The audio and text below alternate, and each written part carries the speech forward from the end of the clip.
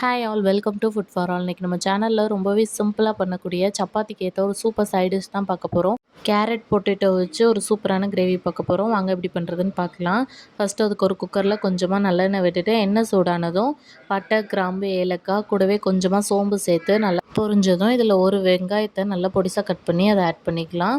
வெங்காயம் லைட்டாக கண்ணாடி பதம் வந்தால் போதும், ரொம்ப வதங்கணும்னு அவசியம் இல்லை.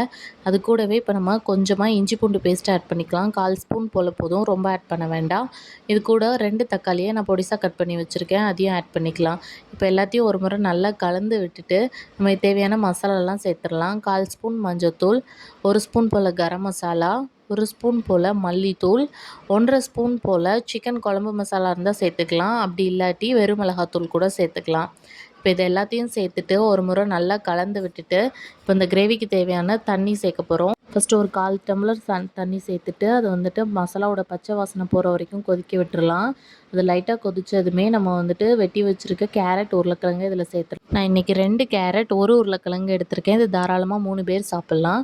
இப்போ இதை வந்துட்டு நல்லா பொடிசாக கட் பண்ணி அதை சேர்த்துட்டு நல்லா மசாலாவோட ஒரு முறை கலந்து விட்டுட்டு இந்த கிரேவிக்கு தேவையான தண்ணி சேர்த்துடலாம். இந்த காயெல்லாம் முங்குற அளவுக்கு மட்டும் தண்ணி சேர்த்தா போதும். நிறைய தண்ணி சேர்த்தோன்னா அது வந்துட்டு நல்லா மசிஞ்சு வராது. இப்போ நம்ம காய் முங்குற அளவுக்கு மட்டும் தண்ணி ஊற்றிட்டு இப்போ தேவையான அளவு உப்பும் சேர்த்துட்டு குக்கரை மூடி போட்டு ஒரு 3 to 4 விசில் விட்டால் போதும். நல்லா உருளைக்கிழங்கு வந்துட்டு நல்லா மசிஞ்சு வெந்துடும். குக்கர் மூடி ஓப்பன் பண்ணிவிட்டு அதை நல்லா மசிச்சு விட்டுறணும். அப்போ தான் வந்துட்டு அந்த கிரேவி வந்து நல்லா டேஸ்ட்டாக இருக்கும்.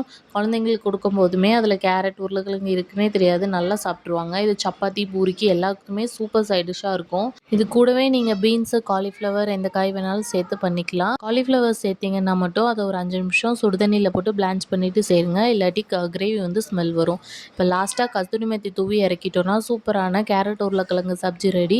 எப்படி இருக்குன்னு செஞ்சு பார்த்துட்டு கமெண்ட்ஸில் சொல்லுங்கள். நம்ம சேனலை மறக்காமல் சப்ஸ்கிரைப் பண்ணிக்கோங்க.